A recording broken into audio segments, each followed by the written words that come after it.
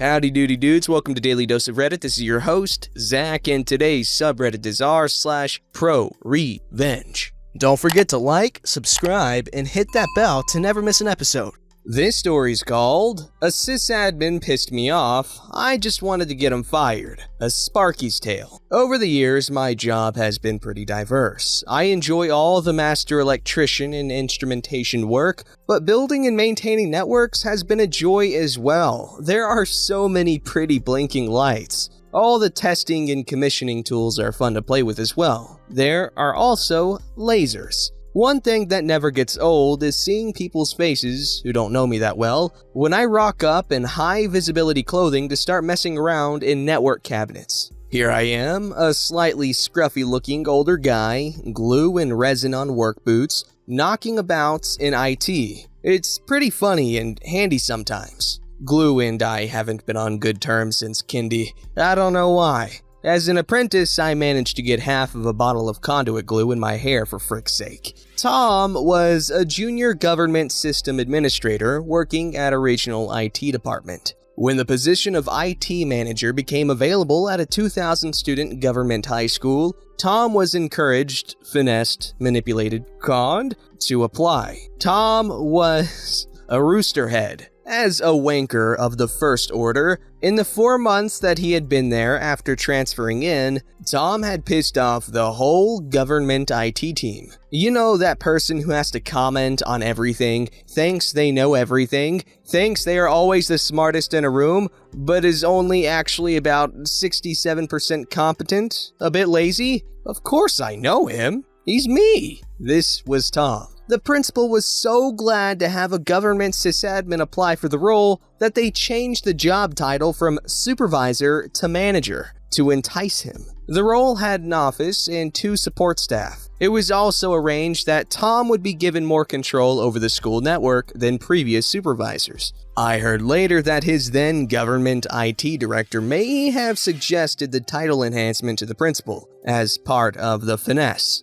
Tom had his own fiefdom. It also didn't take him long to piss the principal off either, as well as the admin staff and most of the teachers. I'd done work with government IT for some time before Tom showed up and knew everyone. Though only gotten to know him peripherally, he had yet to rub me the wrong way. We had 2 big-ish jobs at the high school, about a year after Tom started there. Change out a crap ton of keyed door locks for a brand new, standalone, networked door access system we would install and maintain. And change out of existing room lighting for energy-efficient LED panels. These 2 jobs would each be done during a 2-week term break, either side of a 10-week school term. I would get to run both jobs. In the planning phase of the door access network, Tom made it known that he would be trained on the new door system and be in charge of it, since it was a network in his school. The principal made it known whose school it was and that Tom would stay right the hell away from it, since it was standalone and had nothing to do with him. Tom was not happy about this.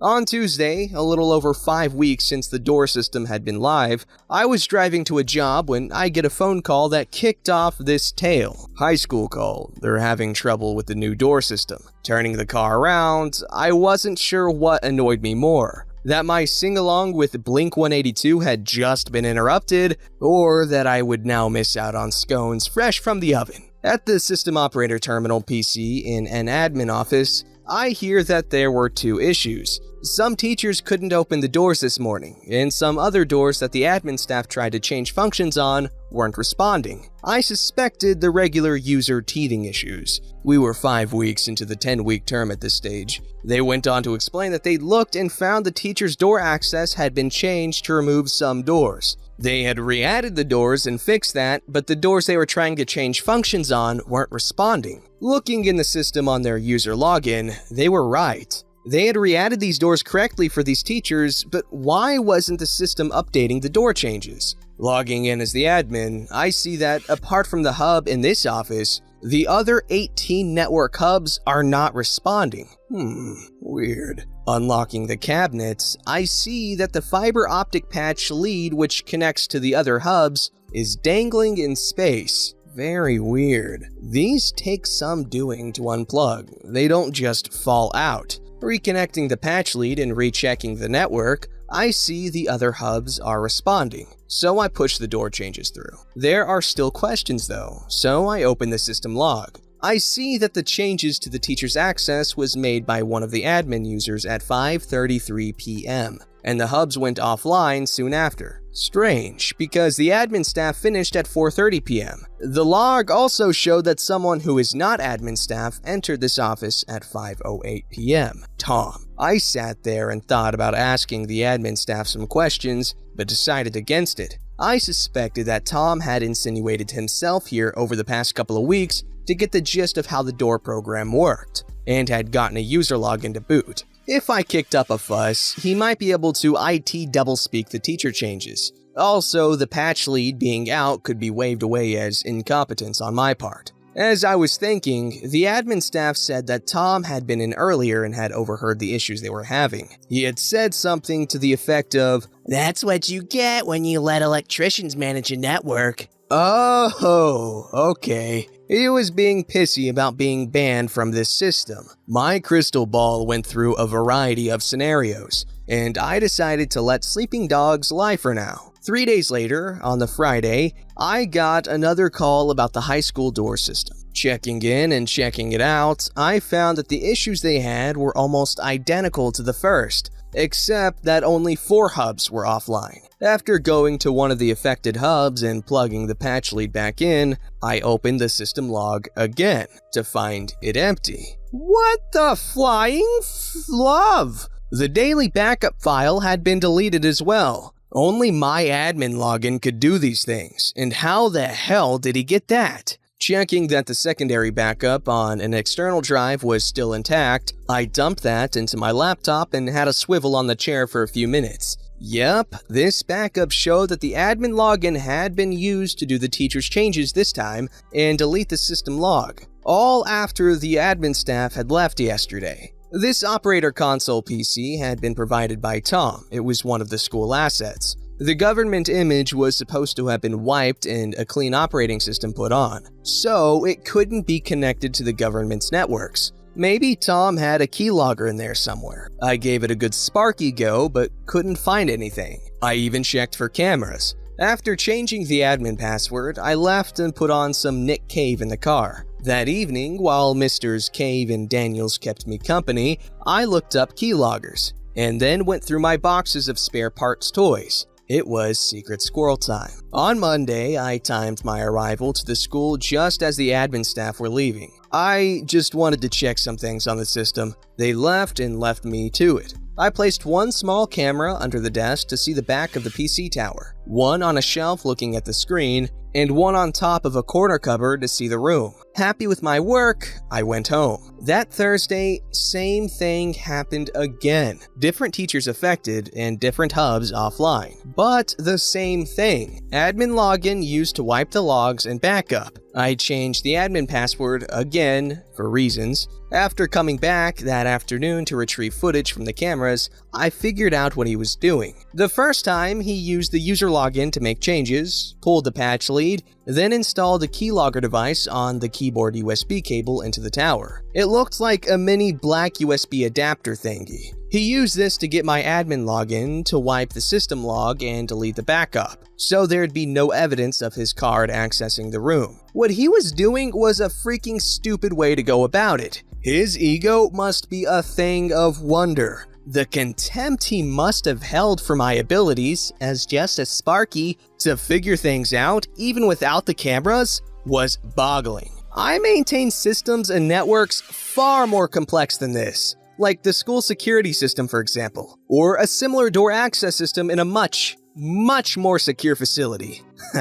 Okay, lover, game on. Over the next 4 weeks, Tom and I went through these dance steps 4 more times. I heard all about him suggesting that if he ran the system, a professional sysadmin, there wouldn't be issues like these. I didn't mention to anyone about the logs or backups, I just kept collecting my video and secondary backups. Because through my association with government IT, I learned a few things about their policies, and wanted to screw with Tom, and maybe collect some more ammunition before I absolutely freaking wrecked him. Purposefully using keyloggers on a government asset is a big No. The next 2-week term break was here, and we began changing out light fittings. It was easy work. I had a team of 8. Once I kicked them off, I went to work. I added a relay card to each of 6 specially selected security system expansion points in 6 different buildings. These buildings were where the people worked who disliked Tom the most.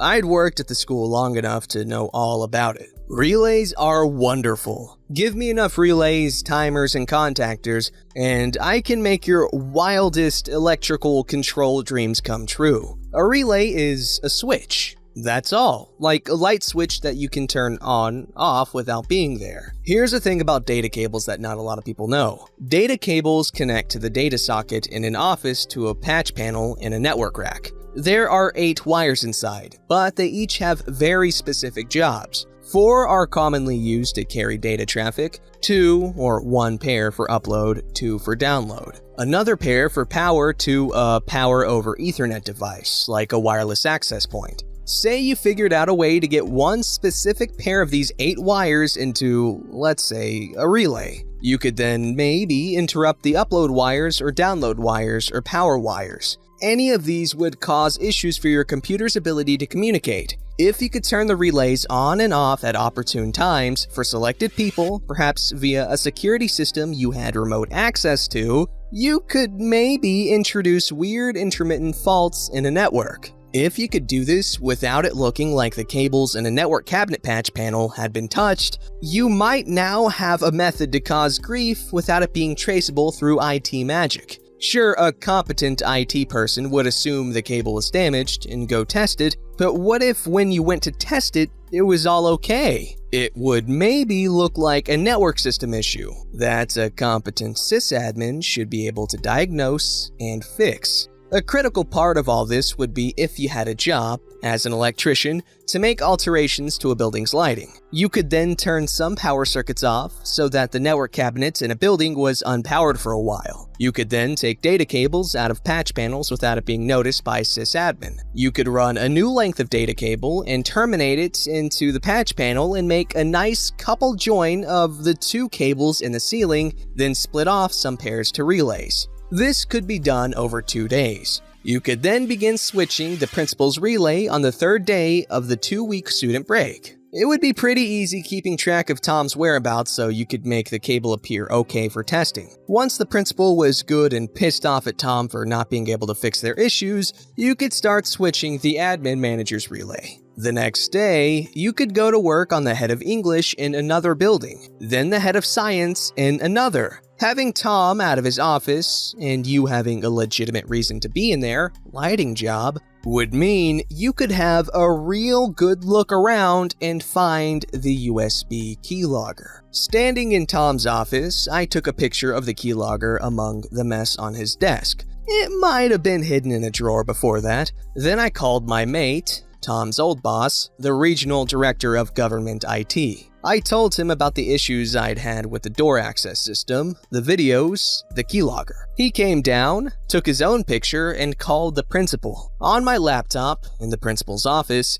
I showed them the videos of Tom's vandalism on the door system. The director examined the keylogger. It was so much worse than I thought. They found not only my system info on it, but the info from the school accounting department, director's department, and more. Tom had so much incriminating evidence on it from all kinds of government departments that he was bend over, no lube, screwed. When Tom answered the summons to the principal's office, I couldn't help smiling at him. I know that's mean, but I'm only human sometimes. He had no answers to the questions. He tried to claim the keylogger wasn't his. The director shot that down. It had too much stuff from places Tom had access to. It couldn't be anyone else's. Then I showed him the videos. That look he gave me was priceless. He figured out I'd done this to him, and it was glorious. A simple electrician.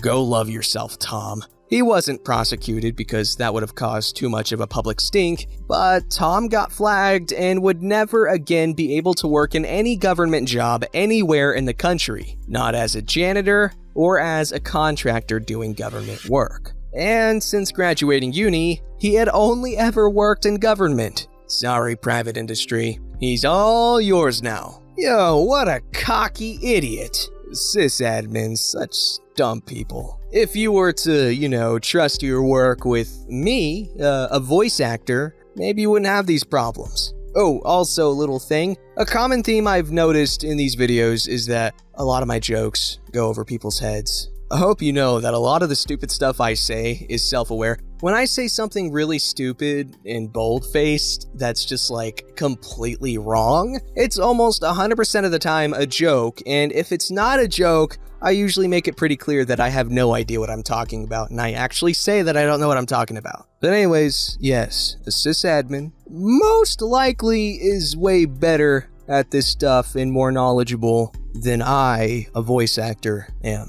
Don't forget to like, subscribe, and hit that bell to never miss an episode.